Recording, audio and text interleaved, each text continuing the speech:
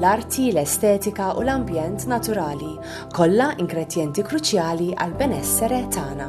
Fil-fatt, dawn l-elementi se jkunu s-suġġett ta' diskussjonijiet bejn akademiċi u persuni ta' dixxilpini kreattivi differenti li se jiltaqgħu bis-saħħa tal-Malta International Contemporary Art Space.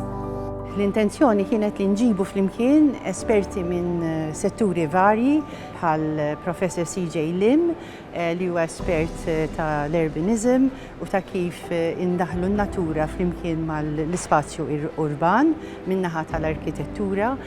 Kenna l-koll lil-Dr. Mario Balzan, espert fejn tidħol l-Applied Ecology, u koll Professor Elizabeth Conrad, Anton Grek li huwa artist ma kif ukoll edukatur li jħossib il-Dipartiment tal-Arti Viżwali, il-Faculty tal-Built Environment, kif ukoll Stephen Saliba mill-Environmental Resource Authority.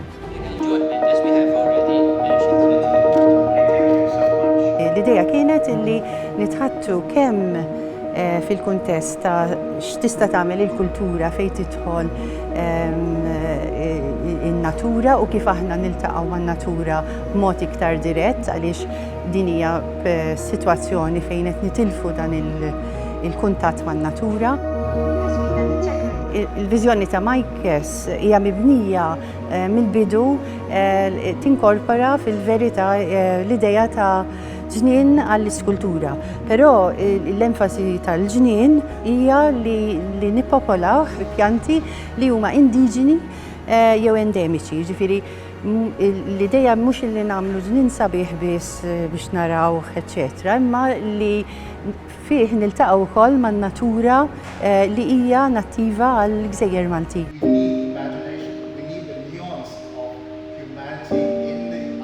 The nature of my research is into the symbiosis between nature and built form and the creation of multi-facets, resilient landscapes.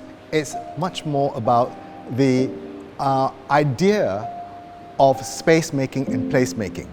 And I think that's a very important part of what resilience would mean in the 21st century, especially when we are challenged by climate change and also many issues of sustainability.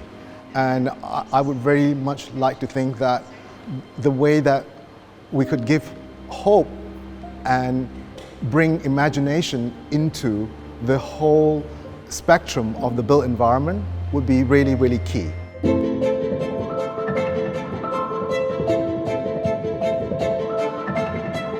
Il-dimensjoni tal-Majkas hija situazzjoni ta' struttura li ħat ospita arti kontemporanja u fl-istess ħin ħad tkun imżewqa b'ambjent naturali ta' ġonna u spazji miftuħa.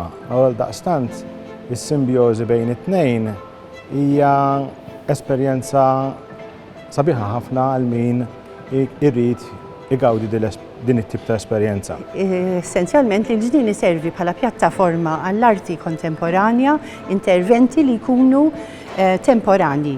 Biex il-ġdien ngawdu l-ġdien fil-forom kollha differenti tiegħu skont l-istaġun, però wkoll il-programm ta' Majkes joffri mbagħad iktar diversità f'dak li jkun jista' juri. L-arti per se għandha l-kapaċità li tiftaħ l-għajnejn, jiġifieri s-sensibilità li l-individwu li qed jagħmel din l-esperjenza ta' inkontru mal-arti ħattejjeb dik li hija kwalità ta' ħajja, hemm vantaġġi ta' tisħiħ f'dik li hija esperjenza viżiva. And I think it's also an incredible role that MICAS has played in hosting this very important discourse that talks about the future without any sort of hesitation and how it has today, as you can see, engaged the kind of very broad range of audience that hopefully this is only the beginning of the many, many initiatives that MICAS has to offer for the city, but also to the world over.